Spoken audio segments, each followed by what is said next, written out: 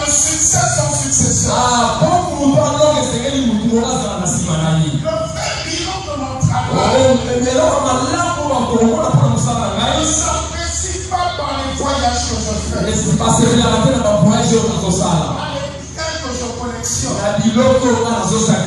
mais parce que ce travail sera après ma mort. Je dois intégrer la pensée de l'éternité dans ma foi. La préparation de ta relève commence dès le début de ton travail. La retraite se prépare avec le premier salaire. La retraite se prépare avec le premier salaire. premier salaire. La retraite se prépare à la fin de ta vie. Mais dès le premier jour, la première année,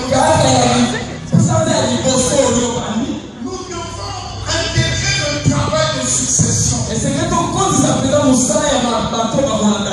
avec notre travail d'accomplissement. L'erreur que nous commettons dans le ministère, c'est que nous pensons que nous devons d'abord travailler à nous accomplir. Et quand nous serons accomplis, nous allons préparer le successeur. Non, il faut beaucoup de temps pour préparer un bon successeur. Il faut toute une vie pour préparer un successeur qui sera meilleur que toi dans le futur.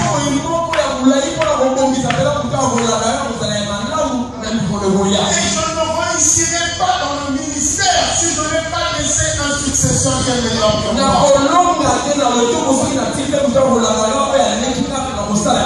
Tu ne peux pas séparer le travail de succession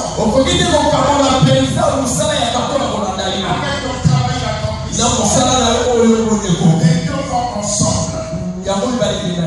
Élargissons nos visions. Bâtir le plus grand temple du pays n'est pas la fin de la vision. Bâtir le plus grand temple du pays n'est pas la fin de ton travail. Élargissons notre vision jusque après notre mort.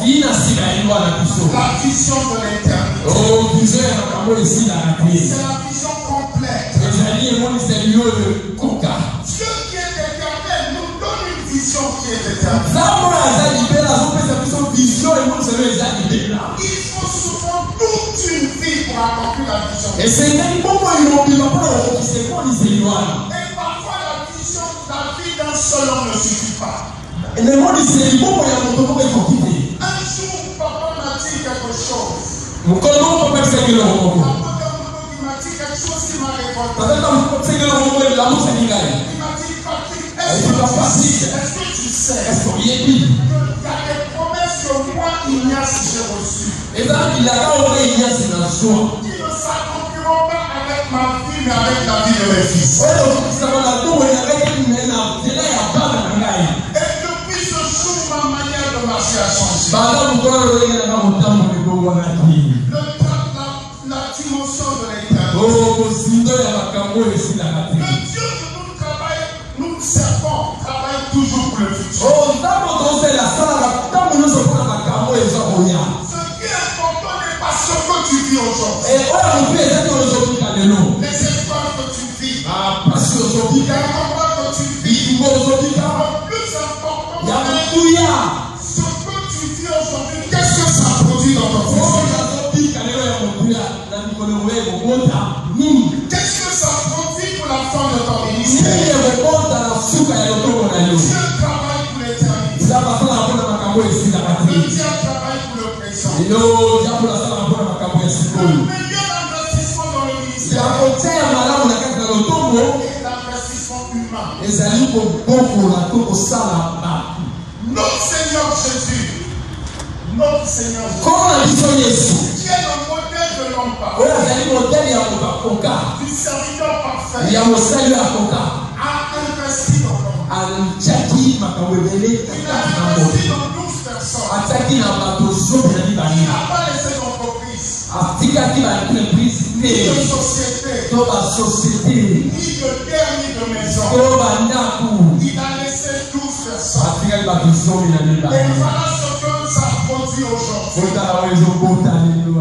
J'ai entendu un pasteur de la RDC me dire, je l'ai rencontré en Afrique de l'Ouest. Il m'a dit, c'est le fils de Tamboukot. Avec fierté, je lui ai dit oui. Mais il m'a dit que Tamboukot qui n'a pas construit l'église. Tamboukot qui n'a pas construit le cathédrale. Et je lui ai dit oui.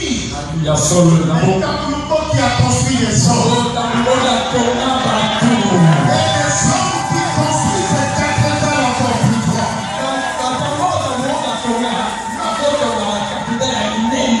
L'investissement le plus puissant, c'est l'investissement dans les fils. L'investissement humain. Il y a une grande malédiction en Afrique. Vous allez remarquer en Afrique que les gens qui ont été des milliardaires,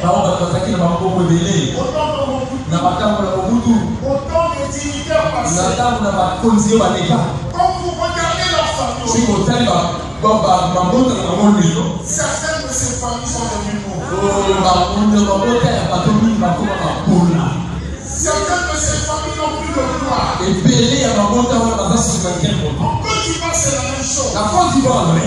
Il y a des familles qui étaient riches autant de familles.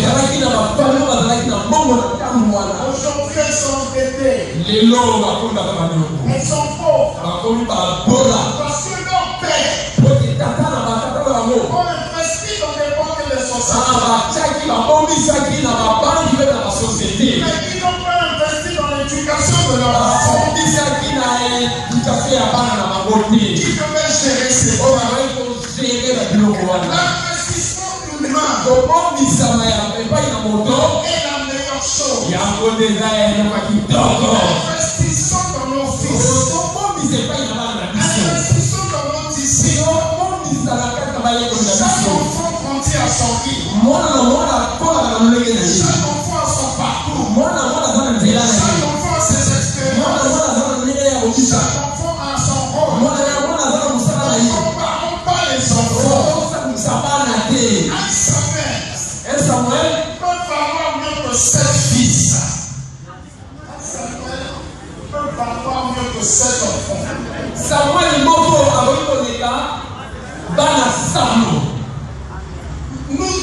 J'ai été découragé. J'ai été déçu par l'ingratitude de beaucoup de fils. La rébellion de beaucoup de fils. Et Satan a envie de ne plus s'investir. Mais j'ai appris aussi en continuant à m'investir, Dieu peut susciter demain un seul fils qui peut faire de moi tout ce que les autres n'ont pas fait. Continuons à investir dans les disciples malgré les ingratitudes et les rébellions. Un fils qui s'élève dans ton ministère n'est pas un concurrent. Il est un ennemi, mais c'est l'extension de ton ministère. C'est une nouvelle branche, une nouvelle église qui va sortir. Le mal de l'Afrique, c'est que nous ne laissons jamais le testament. L'Africain a peur de faire son testament. L'Africain pense que le jour où il fait son testament, c'est qu'il va mourir le lendemain. Ou bien on va le tuer. L'Africain ne laisse pas le testament. C'est ce qui fait qu'après sa mort, il y a du désordre. Et tout le travail qu'il a fait est détruit. C'est une bonne nouvelle. Nous allons tous mourir. C'est une bonne nouvelle. Pas maintenant. Après 100 ans. Dans l'accomplissement de la vision. Et il va s'agir de bénédiction. Je pensais que quelqu'un qui a les Bibles n'a pas réussi la main.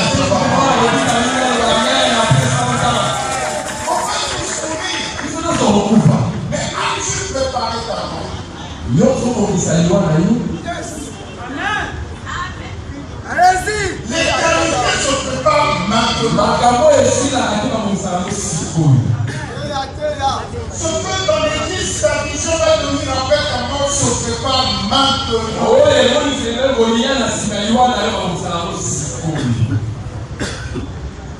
As-tu déjà identifié ton successeur?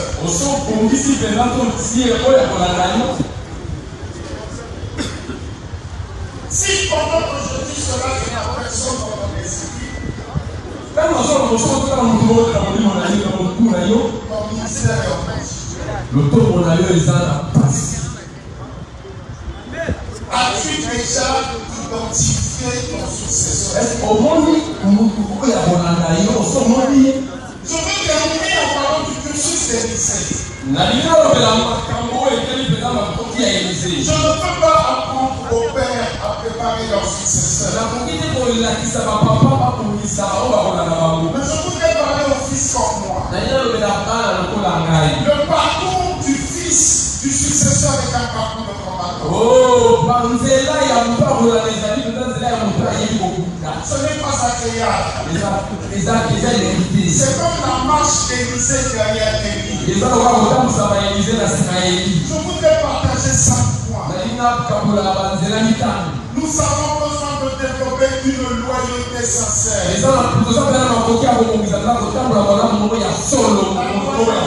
La loyauté.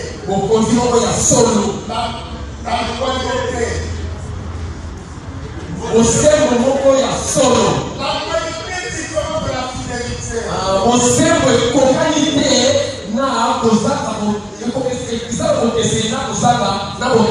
Le véritable fils est bien loyal. Et le successeur doit être le plus loyal. Et quand chapitre 3, verset 2 à 6, déclare que Moïse était dans la maison de Dieu dans la serviteur. Mais le ministère de Christ nous positionne comme des fils dans la maison. Je ne peux mettre un mercenaire face à mon père, mais un fils loyal.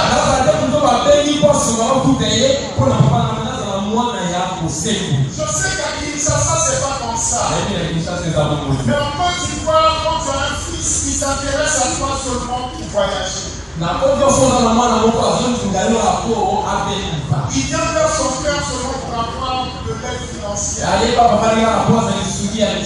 Il vient vers son père seulement pour avoir des grandes connexions. En Côte d'Ivoire, quand tu as un fils qui vient vers toi seulement pour que tu lui rendes des services. Je sais qu'on est RDC, c'est pas comme ça. Et moi, je leur dis souvent, il faut arrêter d'être opportuniste et intéressé. Il faut être loyal. Ton père déballe ton plein pour donner les bastions. Et quand tu n'as plus besoin de lui pour qu'il t'aide, tu l'ignores. La loyauté, c'est plus important que la fidélité. Un fils qui va continuer la vision doit être loyal. Deuxièmement, un fils qui va continuer la vision doit servir. Servir avec amour. Il doit servir pour soulager son père. La Bible dit que Élisée lavait les mains d'Élie quand il finissait de manger. Tu te plains des services que ton père t'a demandé. Quand il te demande des choses trop difficiles. Est-ce que ton père spirituel t'a déjà demandé de lui laver les mains quand il a fini de manger?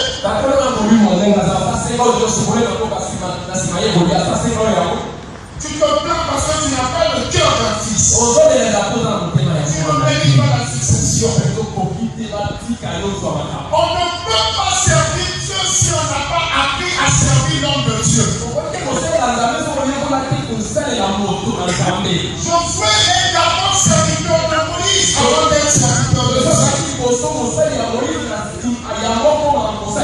Il est impossible de savoir servir Dieu si on n'a pas appris à servir l'homme de Dieu.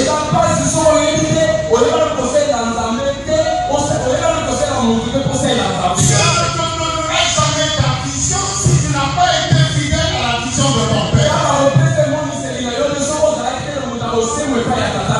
Luc chapitre 16 verset 12.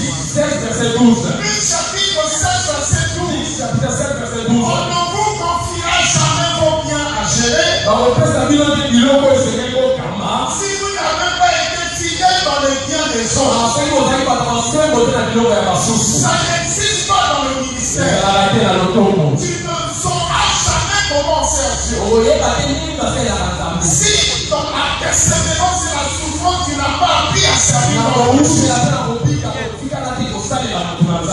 tu ne recevras jamais une vision authentique de Dieu.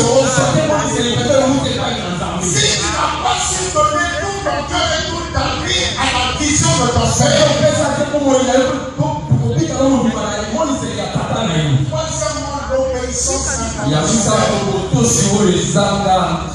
L'obéissance inconditionnelle. C'est le mystère de la foi du Père. Qui ouvre le chemin de la paix. Qui a qui a salut va chercher mes brebis. Et en obéissant à son Père, il a trouvé sa mère. Isaïe a dit à David, pas donner à mon serviteur. En obéissant à son Père, il a trouvé le chemin de Goliath et la Bayonne. L'obéissance à la voix du Père trace le chemin de ta Bayonne.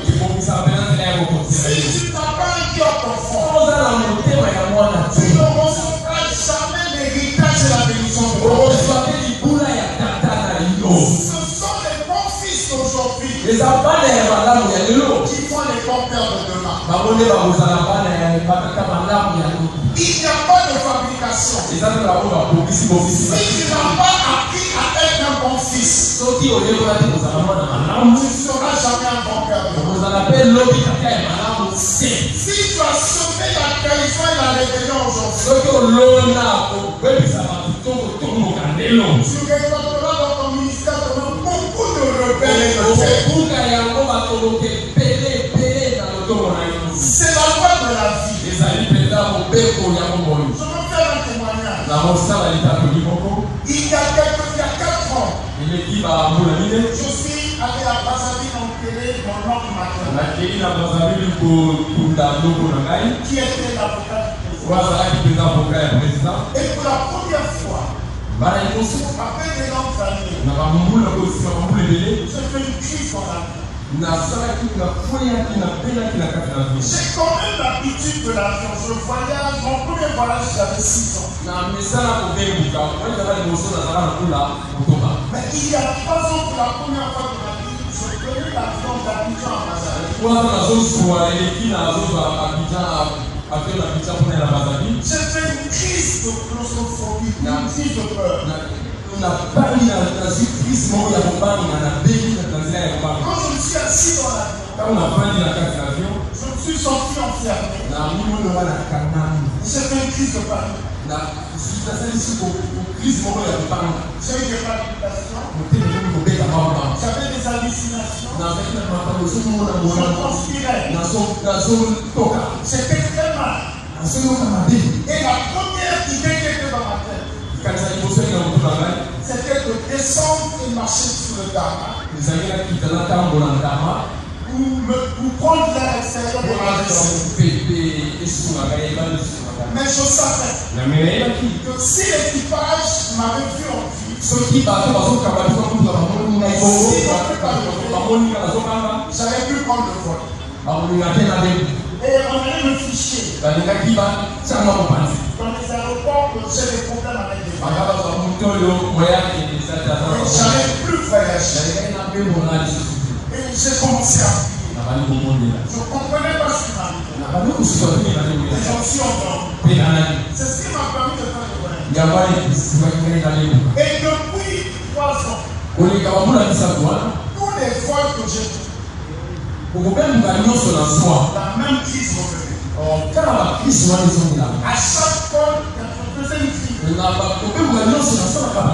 Désormais, je vivais dans la peur avant de voyager. Je ne comprenais pas ce qui m'arrivait. J'ai consulté un ami médecin. Il m'a dit le fait que ça paraît maintenant, alors j'ai l'habitude de voyager. C'est pas très logique. Ça fait un peu spirituel. Et je ne comprenais pas. Mais j'ai caché ça avec moi. Si j'avais fait ça à l'église, mais tiens, j'allais m'empêcher de voyager. Et je ne voulais pas aussi informer les gens. Mais j'ai répété ces isolements pendant 2 ans. Tous les vols que j'ai fait. Et maintenant, quand je prends le pouvoir pour rentrer dans l'avion, la crise commence. Et la dernière fois, papa était à Dakar. J'étais en mission avec lui. Quand je suis arrivé à Dakar, j'ai fait la même crise. Et lorsque je revenais, je quittais Dakar pour Abidjan. Papa m'a libéré à la fin de sa mission. Il m'a demandé de me mettre à genoux. Il a dit ce que m'a dit. C'est la dernière fois de ma vie. Après cette prière, je dans l'avion, je fais une crise au claustrophobie. C'est après son imposition de j'ai dit Air Sénégal de Dakar. Et dans l'avion, j'étais apaisé. Jusqu'à aujourd'hui.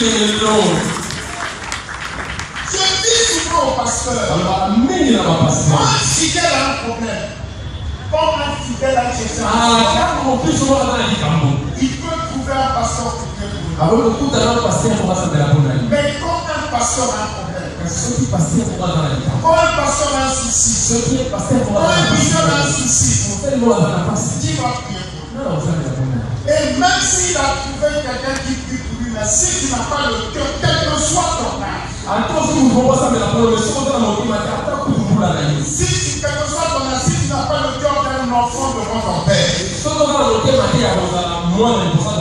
que soit ta dimension de leader, si tu ne gardes pas le cœur simple d'un enfant devant ton père, sa prière ne peut pas guérir ta vie. Le cœur d'un enfant. Quatrième point, l'apprentissage continuel. Quel que soit le niveau que j'ai, le niveau de responsabilité, les passions que j'ai, le nombre de fils que j'ai, moi, Patrick, j'ai toujours besoin d'apprendre auprès de ta vie. L'apprentissage continuel. Il y a des gens ici qui connaissent tous les messages de la comptabilité. Si tu n'as plus besoin d'apprendre son enseignement, tu as besoin d'apprendre ses expériences de vie. Si tu connais toutes ces expériences de vie, tu as besoin d'apprendre le parcours de toute sa vie. Un père est toujours un enseignement perpétuel. Il y a son enseignement verbal. Il y a l'exemple de sa vie. Les expériences offre sa vie, mais toute sa vie en lui-même. Et dans l'enseignement pour le Fils. Le Père n'est pas un homme. Le Père n'est pas un homme. Le Père est un chemin qui se trace pour que le Fils avance son divinité.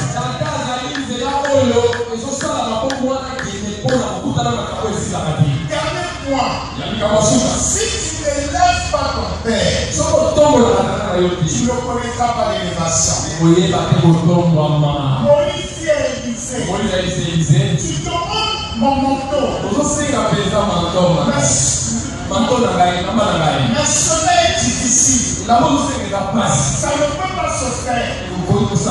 Mais si tu me vois, quand je serai élevé, la seule condition pour que tu reçoives de mon nom, si tu me vois, quand je serai élevé, le fait que tu intègres et que tu vois mon élévation va t'apporter mon nom. Tu ne peux recevoir de ton Père si tu ne le nommes pas. Si tu ne l'élèves pas, ce n'est pas possible. Élever ton Père, c'est préparer ton élévation. Honorer ton Père, c'est garantir ta réussite future. Le jour de l'ascension, Christ a assemblé ses disciples à la montagne pour que de leurs yeux, ils le voient monter. C'était la condition obligatoire pour leur élévation dans le ministère. Dieu ne change pas son organigramme. Le Fils qui est là, son Père, provoque son élévation. Le Père qui pousse ses fils provoque sa propre montée. Le Fils qui appelle son Père provoque sa propre chute. Je vous remercie pour votre attention. Je voudrais terminer par deux choses qui sont avant. La guerre de succession n'existe pas en Christ. Élie n'a qu'un seul manteau à donner à Élisée. Jésus dit à la croix, à plusieurs tissus à partager les tissus. La guerre de succession n'existe pas en Christ. Parce qu'en Christ, son manteau se partage par ses enfants. Chacun a sa part. Chacun a son héritage. Chacun a une grâce. La jalousie n'existe pas en Christ. Gardez-moi dans mon cœur. Élisée est toujours dragué par les fils de prophète.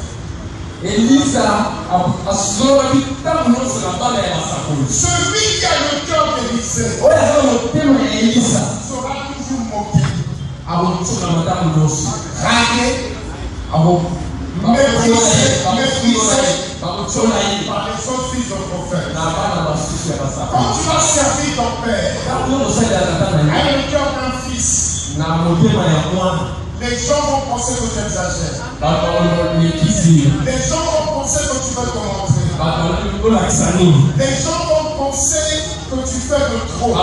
Les gens vont penser que tu es faible. Les gens vont penser que tu n'es pas intelligent. Les gens vont penser que tu n'as pas de personnalité. Parce que leur cœur est orgueilleux.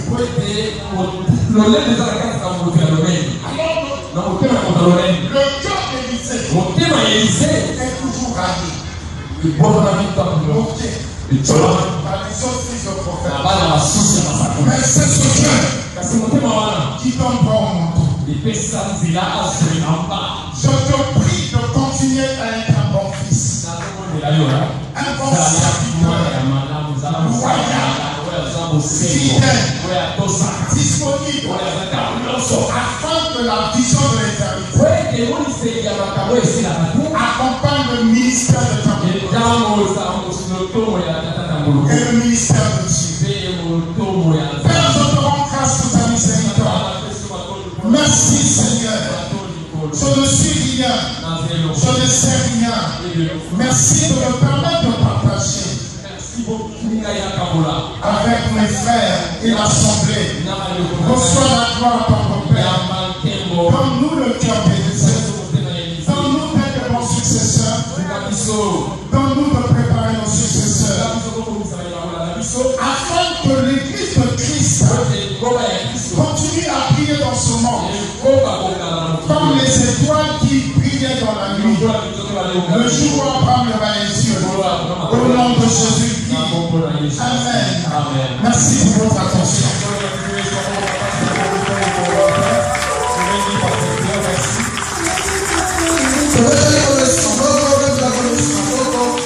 Gloire à toi, Jésus. Gloire à Jésus. Nous allons dans le cours. Merci, papa. Merci, Bishop.